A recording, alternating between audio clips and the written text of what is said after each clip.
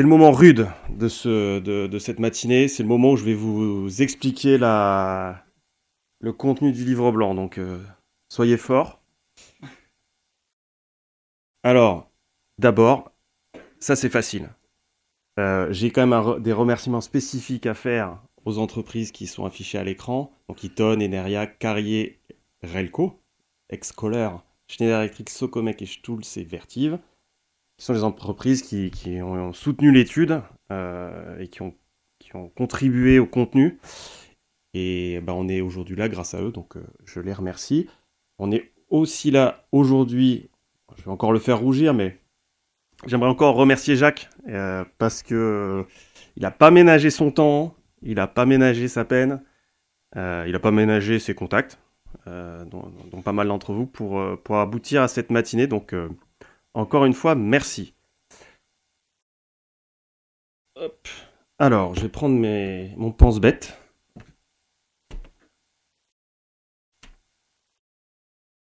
Parce que j'ai beaucoup de choses à vous dire. J'espère que vous avez pris un stylo et un papier. Alors, j'ai une vingtaine de minutes pour vous faire 52 pages. Alors, il n'y a pas 52 slides, mais ça va pas être simple pour moi, donc mes excuses par avance. Je laisserai éventuellement Randolph me faire signe s'il est midi et que là, il faut vraiment libérer les gens. Je reviens sur un premier point. Dans l'assistance, il y a quand même deux mondes. Alors, ces deux mondes qu'on connaît au Gimélec. Alors, travailler au Gimélec, ça a des inconvénients comme dans toutes les structures, mais ça a quand même un vrai intérêt, c'est qu'on a une vision très transversale du monde de l'électricité et de l'électrification. Et le luxe qu'on a, c'est aussi de voir deux secteurs qui sont en profonde mutation. C'est le secteur de l'énergie et du réseau, et puis le secteur du data center, qui sont dans des dynamiques vraiment de changement très profond. Alors, Yannick l'a pas forcément évoqué tout de suite, mais il y a non seulement un sujet de gestion, de la modification de la nature de la consommation et de la production, il y a un vrai sujet d'investissement aussi. Je regarde Rodolphe qui suit plus précisément ça chez nous, mais il y a un mur d'investissement devant RTE et la flexibilité est aussi une manière de fluidifier, de rendre acceptable ce qui est quand même un vrai enjeu. Le coût, finalement, c'est vous et moi qui le payons via vos factures d'électricité. Donc il y a un vrai sujet aussi d'arriver à concilier transition énergétique et puis électrification. Donc un des objectifs de cette matinée, c'était aussi de faire rencontrer ces deux mondes. Donc n'hésitez pas, normalement, toute théorie en finit à 11h. La salle est réservée pendant toute la matinée. Donc si vous voulez discuter, n'hésitez pas. Je pense que cet événement a aussi cette vocation-là. Hélène l'a précisé, ce document-là, il est fait pour créer le dialogue. Alors pour dialoguer, il faut se comprendre d'abord, il faut parler la même langue. Donc vous avez le sommaire sous les yeux. Je ne sais pas si c'est très lisible de loin, mais bon, on va dire que oui. C'est un document qui fait œuvre de pédagogie. C'est-à-dire qu'on consacre une première partie de ce document à expliquer qu'est-ce que c'est le secteur du data center, comment ça fonctionne. Alors évidemment, on va rentrer dans le détail. Et, encore une fois, il y a plein d'experts dans la salle, donc s'il y a des questions, ils sont aussi là pour potentiellement y répondre. Mais il faut expliquer ce qu'est un data center, qui est au final un secteur finalement relativement méconnu, en tout cas du grand public. Et puis de l'autre côté, il faut aussi expliquer le réseau, parce que le réseau, c'est pas forcément une évidence. Je pense que c'est une bonne partie du travail de Yannick et de Thibaut, c'est d'expliquer aussi comment fonctionne, comment est financé, comment techniquement tout ça marche. Et donc ce document-là fait aussi ce travail d'expliquer ce qui se passe et ce qu'est le réseau. Et puis pour dialoguer, il faut un sujet de conversation. Ça fait un moment que le Gimélec considère que la flexibilité est un gros sujet de conversation.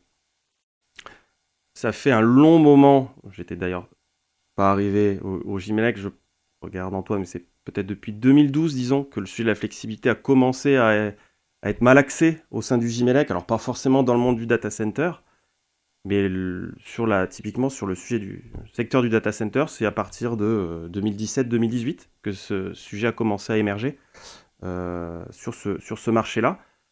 Alors, on l'a dit précédemment, la flexibilité, en fait, sur la place publique, il est arrivé au moment de la guerre en Ukraine et la corrosion sous contrainte du parc électronucléaire. Enfin, la corrosion sous contrainte exacerbée par la guerre en Ukraine. Mais là, on a eu un besoin de flexibilité dite d'urgence.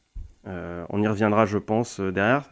La flexibilité est toujours un sujet, mais il a changé de nature. C'est un peu ce qu'indiquait Yannick.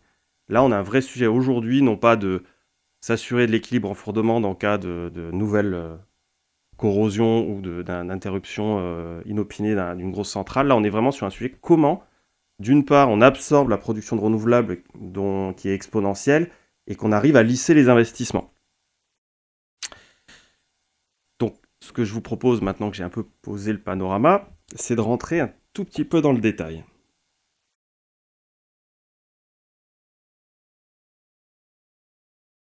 Un des attendus du livre blanc, c'était quand même de mettre sur la place publique des chiffres. Alors, c'est toujours pareil, il faut un acteur qui est là pour se faire taper dessus, à proposer des chiffres qui sont discutables, et on assume complètement le fait qu'il y a plein d'hypothèses qu'il faudra revisiter, mais il en faut bien un, alors autant que ce soit nous. Et donc, pour arriver à des potentiels de flexibilité, il faut des hypothèses de croissance. Alors, Hélène l'a évoqué, le data center, il traverse aujourd'hui, je pense que tout le monde a à peu près entendu parler de l'IA, il traverse de profonds changements, l'IA étant l'un d'entre eux. Alors évidemment, on sait que c'est un secteur en forte croissance, la question c'est quelle croissance? Et donc on a considéré deux hypothèses. Une hypothèse basse, je pense que France Data Center est là, donc c'est l'association représentative du secteur. On a pris une hypothèse basse qui était celle donc prise par France Data Center l'année dernière de mémoire, avant que le sujet de l'IA s'impose vraiment et que, évidemment, on se dise ça va finalement beaucoup accélérer. C'est une croissance de 11% par an en moyenne d'ici 2035. Donc ça, c'est une hypothèse basse. Et puis, on a considéré une hypothèse haute. Disons, tous les projets d'IA se réalisent. Il y a d'autres choses qui arrivent. En sachant évidemment que le Gimelec rassemble des industriels, donc on a toujours le principe de réalité, c'est est-ce que la chaîne d'approvisionnement peut suivre? On s'est dit que 20%, au-delà, ça pouvait éventuellement se compliquer, donc ça nous paraissait ambitieux et raisonnable. Et donc quand on prend 20% de croissance versus 11% de croissance, on arrive à et ça c'est aussi à discuter, à une fourchette évidemment très large, qui s'étale entre 2,1 et puis plus de 5 gigawatts de serveurs IT installés. Donc on en discutait avec Jacques hier, c'est bien installé. Si on veut aboutir à la consommation d'énergie, pour les spécialistes, il va falloir prendre un taux de charge, la quantité de serveurs qui tournent effectivement, et puis ce qu'on appelle le PE, c'est-à-dire que derrière on a des utilités, du refroidissement, des UPS, un certain nombre de choses dont on va discuter juste après. Donc vous trouverez dans le rapport. En fait, comme la flexibilité, c'est plutôt la puissance, j'ai pas mis de kilowattheure dans ces slides-là. Vous retrouverez du kilowattheure dans le rapport, pour ceux que ça intéresse, de manière à aussi vérifier. On est à peu près dans les différentes projections de l'ADEME et surtout de RTE, on est à peu près sur la fourchette haute, mais on est cohérent. On ne s'est pas trompé d'un facteur 10 ni d'un facteur 2, normalement, à moins que RTE se soit trompé d'un facteur 2. Mais je leur fais confiance.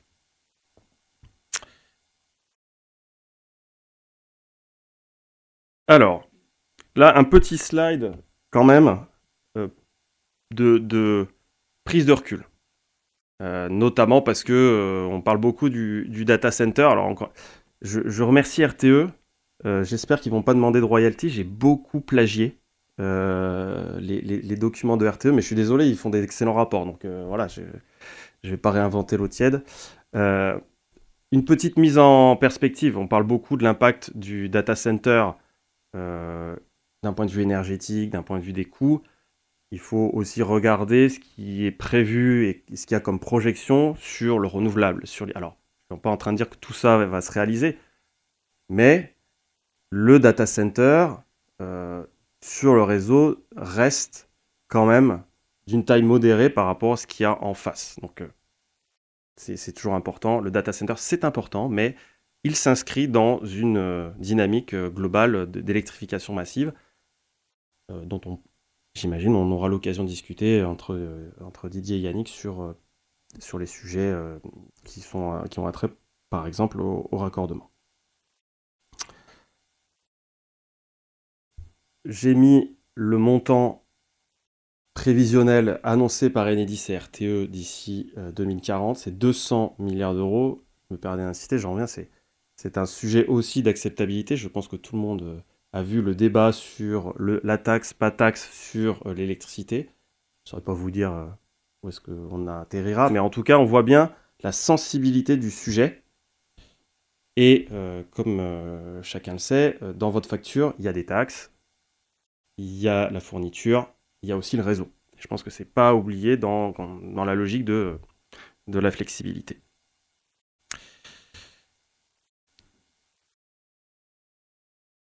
Alors j'étais très étonné, Yannick n'a pas mis ce slide. Et moi je me suis... Du coup, je me suis permis au cas où je l'ai mis quand même. Alors une petite précision. Donc on est là, ce livre blanc, c'est rassembler et faire dialoguer deux secteurs. Par contre, je ne pouvais pas traiter les deux secteurs en même temps, donc je commence par parler du réseau, mais je rassure les acteurs du data center, je finis cette présentation par ce secteur-là. Donc on va en parler aussi. Il y a plein de types de flexibilité, on va en parler, ça tombe bien parce que le data center, il est aussi capable de fournir différents types de flexibilité. Je ne vais pas rentrer dans le détail. Aujourd'hui, ça va de la flexibilité dite structurelle ou quotidienne, flexibilité, la modulation qu'on fait tous les jours, à la flexibilité exceptionnelle, en cas de gros pépins, d'arrêt intempestif d'une grosse centrale au niveau européen. Et entre les deux, il y a tout un tas de... quatre flexibilités différentes. Vous les retrouverez dans le rapport. C'est important de le dire, puisque c'est vrai que j'ai peut-être un biais, je parle parfois de la flexibilité, mais il faut bien comprendre les flexibilités. Et ces flexibilités, elles présentent plusieurs avantages, je les ai listés juste en dessous. Consommer, ça a été déjà globalement listé, consommer à moindre coût, moins émettre de CO2, et pour, disons, l'intérêt de RTE, c'est faciliter l'équilibre offre-demande, et puis aussi lisser les investissements, j'en ai parlé. Je laisserai Yannick éventuellement compléter dans le cadre de la table ronde, ou de me corriger si je me trompe. Ceci étant dit, comment on fait de la flexibilité avec un data center?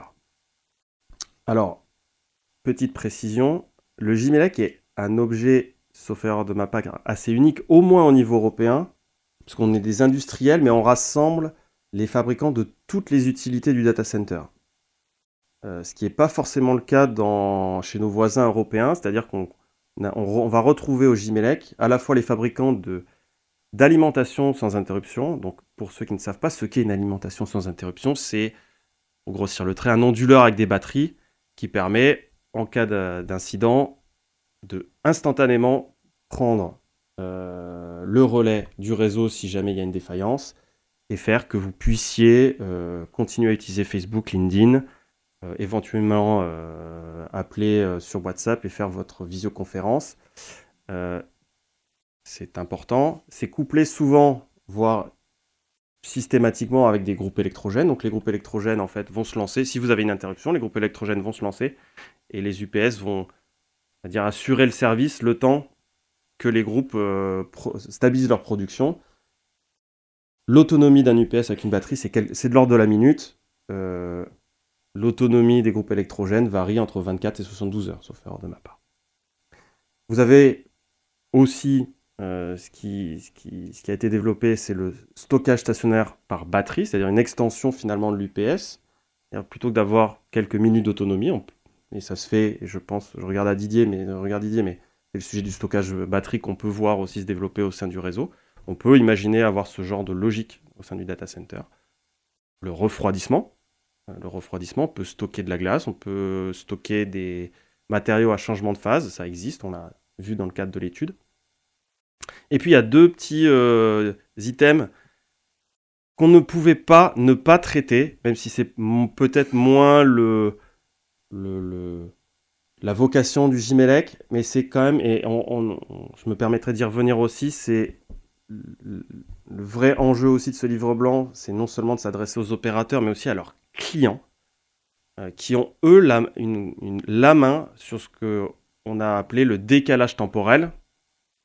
Décaler une tâche IT à un moment où le réseau, disons, connaît moins de contraintes, et puis le déplacement géographique. C'est là plutôt, on le fait en même temps, mais plutôt que de le faire dans le data center dans le nord de la France, on pourrait le faire dans le sud de la France. Je caricature, mais c'est à peu près ça. Donc on a ces deux logiques-là, et là, tout ça, en tout cas ces deux, sont aux mains des clients, des opérateurs de data center. J'y reviendrai, c'est important.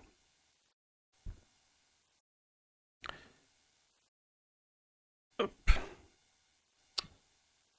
Alors, je vais à nouveau pas vous assommer, en tout cas, essayer de ne pas vous assommer. Je ne vais pas rentrer dans le détail de tous les leviers, quels sont les potentiels, Je vais juste vous expliquer la démarche qu'on a adoptée dans le cadre de ce livre blanc. Pareil, œuvre de pédagogie. Là, vous avez l'exemple du stockage stationnaire par batterie, ou BESS en bon anglais. Il y a deux principes techniques pour ce qui se concerne ce cas spécifique. Donc, on explique en quoi ça consiste. Une fois qu'on vous a expliqué le principe technique, on va aussi mettre en complexité ces principes-là. Bon, les exemples qui me viennent de limites qu'on peut citer sur le stockage stationnaire, c'est le foncier. Il faut plus de place. Il y a des sujets de sécurité probablement aussi, puisque une batterie lithium-ion, c'est pas neutre sur ces sujets-là. Il y a un sujet, si on veut faire de l'injection, c'est pas le seul levier qui est concerné par ça, mais si on veut faire de l'injection, c'est une autre infrastructure électrique. Aujourd'hui, sauf exception que vous retrouverez dans le livre blanc, mais le data center aujourd'hui, il peut pas faire il peut siloter, il peut s'effacer, mais il ne peut pas injecter. C'est une option qu'on doit considérer, en tout cas qu'on considère dans le livre blanc.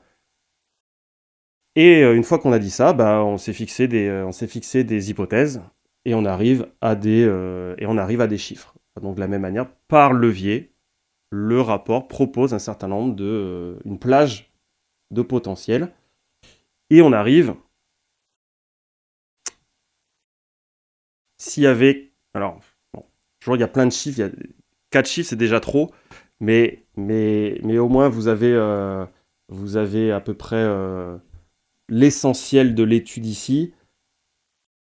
Des potentiels par levier, une addition de potentiel en sachant, et c'est indiqué dans le tableau en haut à droite, comme je vous disais, une flexibilité générée par l'UPS n'est pas la même flexibilité générée par du refroidissement, du stockage stationnaire ou du décalage temporel.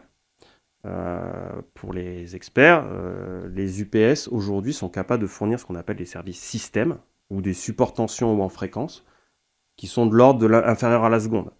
On y reviendra, je pense, peut-être Hélène évoquera le sujet, mais c'est un marché qui existe déjà chez nos voisins européens.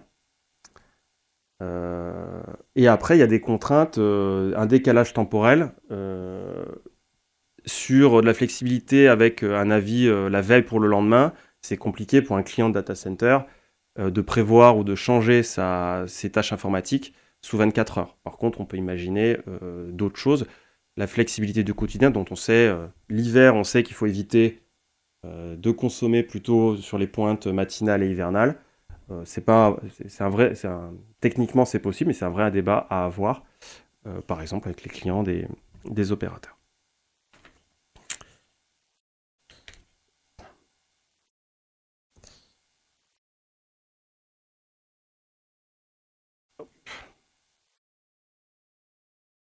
Une fois qu'on a posé ce constat technique, disons théorique, vous allez me dire, mais ok, c'est très bien, techniquement, donc un data center, ça se réfléchit. Par contre, qu'est-ce qu'ils peuvent en tirer? On a cité qu'est-ce que peut en tirer le réseau, quels sont les avantages dont pourraient bénéficier les data centers. D'abord, Yannick l'a évoqué. Encore une fois, je remercie RTE, parce que c'est encore des graphiques que j'ai récupérés de leur document. Je pense même d'ailleurs le document évoqué par Yannick. Vous avez là une autre manière de voir la déformation des prix spot. Aujourd'hui, il y a de plus en plus, et c'est une dynamique qui s'accentue, on le voit très bien avec le tableau, il y a de plus en plus d'heures à prix négatif sur le marché spot. Donc ça, c'est la partie fourniture. Donc il y a un vrai sujet économique à aller chercher cette valeur-là pour les data centers. J'apprends rien à personne, un data center, c'est une industrie électro-intensive. On en reparlera peut-être lors de la table ronde. Mais leur compétitivité dépend de leur capacité à maîtriser leurs coûts énergétiques. C'est pour ça qu'aussi que ce secteur-là, il est plutôt exemplaire en matière d'efficacité énergétique. Pas parce qu'il il respecte la réglementation, mais le sujet numéro 1, c'est le sujet de la compétitivité. Le deuxième point, et je regarde Didier, c'est le sujet dans la facture. En gros, vous avez un tiers de taxes, un tiers de fourniture, mais vous avez aussi un tiers de réseau. Et ce tiers de réseau, aujourd'hui, c'est un peu la conséquence aussi de la déformation de la production. Il doit inciter les consommateurs d'électricité à modifier leur comportement de consommation de manière à consommer quand il y a beaucoup de production et puis moins consommer quand il y en a moins ou quand les contraintes de réseau sont plus fortes. Donc aujourd'hui, la Commission de régulation de l'énergie, qui fixe justement ces niveaux de tarifs, réfléchit à sérieusement modifier le tarif d'utilisation, qu'on appelle dans le landerneau le TURP. C'est en gros ce qui finance le réseau. Et aujourd'hui, je ne veux pas préjuger parce qu'il y a des consultations en cours et tout ça va. Mais on voit bien quand même que le TURP aujourd'hui va modifier de manière à inciter plus fortement heure pleine heure creuse. Typiquement, sauf erreur de ma part, aujourd'hui il n'y a pas d'heure pleine heure creuse en été. Ça va être le cas, ou un tout petit peu, et ça va être notablement le cas probablement dans le prochain TURP. Il y a aussi des sujets c'est là où ça intéresse aussi les data centers, c'est que les tarifs heure pleine heure creuse étaient plutôt sur de la basse tension ou de la moyenne tension. Aujourd'hui, ils vont être étendus sur des niveaux de haute tension, rassurez-vous. Mais au moins sur les deux tiers qui sont la fourniture et le réseau, il y a une déformation, il y a de la valeur économique à aller chercher pour les data centers. Et les clients des data centers. On y reviendra, c'est un des sujets aussi, je devance un peu le dernier slide que j'ai sur une fois qu'on parle de la théorie, une fois que des gains théoriques, il y a quand même le principe de réalité appliqué, on en est conscient et on ne va pas se cacher derrière notre petit doigt. Il y a un sujet de carbone. Alors évidemment, qu'en moyenne on a un mix électrique très décarboné en France, il n'empêche, et c'est encore une fois RTE qui produit ce graphique, il y a une production qui est plus carbonée sur les pointes matinales et hivernales, enfin en hiver sur les pointes matinales et en soirée, qu'au milieu de l'après-midi ou pendant la nuit. Donc même si on a un mix en moyenne qui est globalement décarboné ou peu carboné, il y a du carbone ou de la réduction de carbone à aller chercher en modulation, notamment en hiver. Évidemment, l'été, il y a plus de photovoltaïque, il y a moins de chauffage électrique, et donc il y a un mix qui est moins carboné, y compris heure par heure.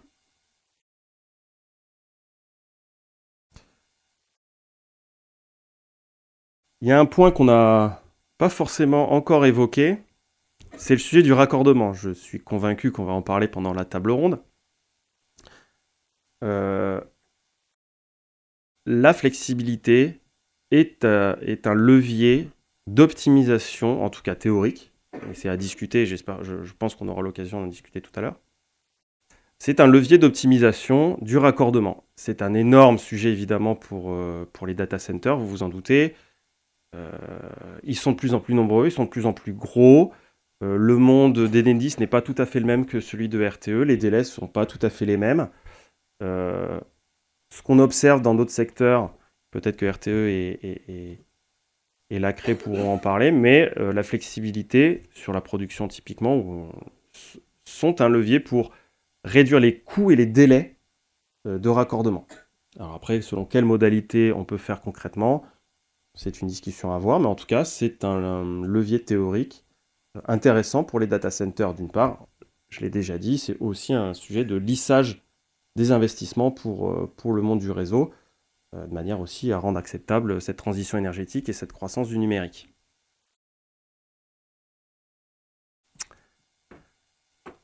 Le principe de réalité. Il y a plusieurs chantiers quand même à ouvrir et plusieurs débats à avoir. D'abord, ça concerne tous les acteurs. Et quand je dis tous les acteurs, c'est au sens large, donc à la fois le monde de l'énergie et le monde du data center. Et dans le monde du data center, je me permets d'insister, les clients. Les clients qui d'ailleurs, les GAFAM pour ne pas les nommer, sont souvent des acteurs américains. Donc, ce qui est pas sans conséquence, et c'est pour ça aussi qu'on l'a traduit en anglais, c'est qu'il faut aussi embarquer ces acteurs-là dans ce débat, en sachant que la situation énergétique américaine est absolument pas la même, non seulement de la situation européenne, mais aussi française. Donc c'est important, si on avait... C'eût été plus simple si on avait fait le livre blanc en français, mais on n'aurait pas atteint notre objectif d'essayer d'embarquer toute la filière. Donc c'est important aussi d'avoir ça en tête. Je cite les GAFA, mais il y a aussi des clients en France, donc il y a aussi des choses à faire. Mais c'est vrai qu'il faut parler anglais, il faut arriver à expliquer aussi le contexte français-européen à tous les acteurs. Donc une fois qu'on a dit ça, si on arrive à les embarquer avec succès, c'est de quoi on parle. Il faut parler des comptes. Alors il y a, comme je l'ai cité, il y a des avantages à aller chercher. Par contre, c'est des investissements, c'est des responsabilités, c'est des coûts. Donc la question, c'est qui paye quoi. Et il y a une sorte d'équité à essayer de trouver, d'équilibre entre si c'est tout l'opérateur qui prend en charge, mais c'est le client qui récupère toute la valeur via leur facture d'électricité, je me doute que tout le monde se doute que ça ne marchera pas. Donc la question, c'est qui investit, pour quel retour. Je parle aussi, et on parle aussi dans ce slide et dans le rapport, il y a le sujet, ce qu'on appelle les service level agreements. Donc il y a des responsabilités. S'il y a un incident, je dois le déclarer systématiquement. Enfin, il y a des contraintes qui sont extrêmement fortes. C'est un vrai changement de paradigme. Donc il y a des sujets de... Je ne sais pas si on peut appeler ça de la contractualisation verte, mais en tout cas, il y a un vrai sujet de répartition des responsabilités et des attentes sur toute la filière. Je prends la flexibilité, le monde de l'énergie, s'il y a des agrégateurs, il y a des exploitants. Qui est responsable de quoi s'il y a un problème? Donc encore une fois, on ne dit pas que c'est évident, on ne se cache pas derrière un petit doigt, il y a ces sujets-là à traiter.